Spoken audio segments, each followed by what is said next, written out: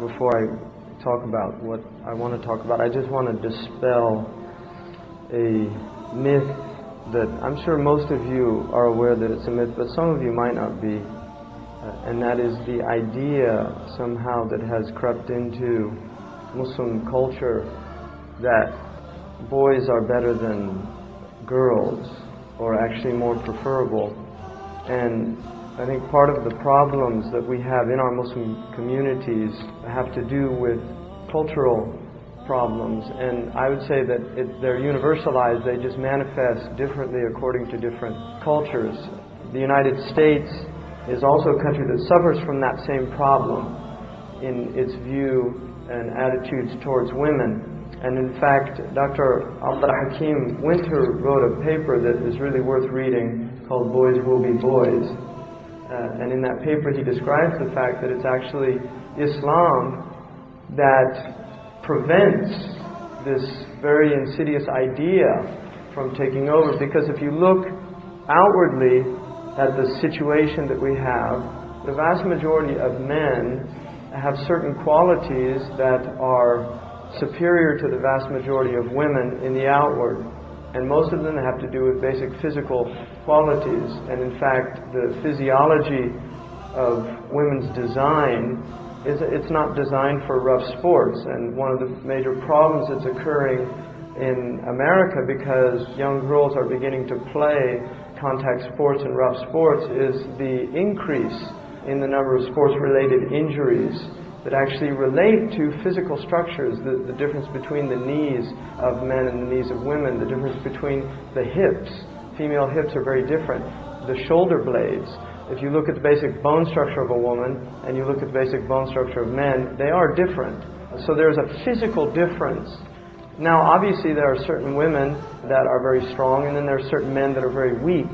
And so it's something that is more of a bell curve type of understanding. But one of the things that Dr. Winter points out in that paper is that when you have a society that begins to create a culture of this outward overachievement, that basically, he says, that it is the women who will eventually suffer greatly because they are compelled to compete with men in areas that there was never meant to be any competition.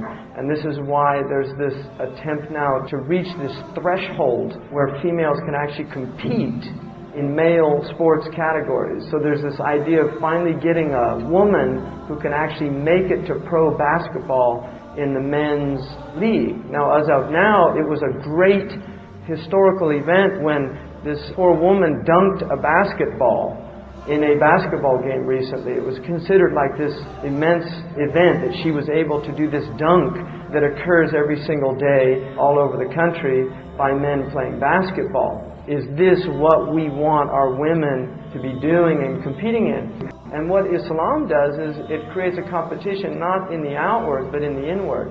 And in that, it is the men who are disadvantaged, which is really interesting. So the opposite happens.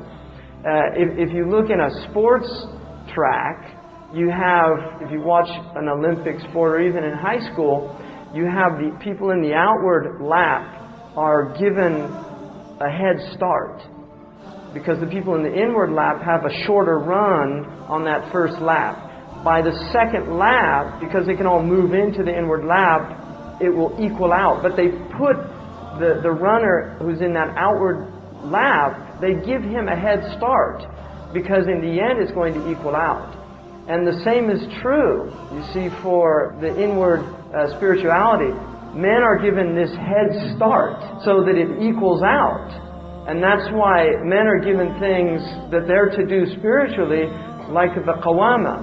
You see, men are there to maintain women. That is that little head start that they get. And that's why Allah subhanahu wa ta'ala mentioned that in the Quran, that giving men the infaq was something that He gave a fadl there. A fadl is an excess because men need that in a relationship in which the woman is raising children. A woman is having childbirth. A woman has a jihad, according to the hadith which is sahih, in her house that is ongoing, and many men will never get the opportunity to actually be involved in a jihad, which is one of the highest maqams in Islam. And so Allah gives men a head start spiritually, because when they reach on the Yawm al-Qiyamah, it's basically equaled out in a lot of things. One of the other things is, one of the greatest qualities of the human heart is riqqa, is a type of brittleness.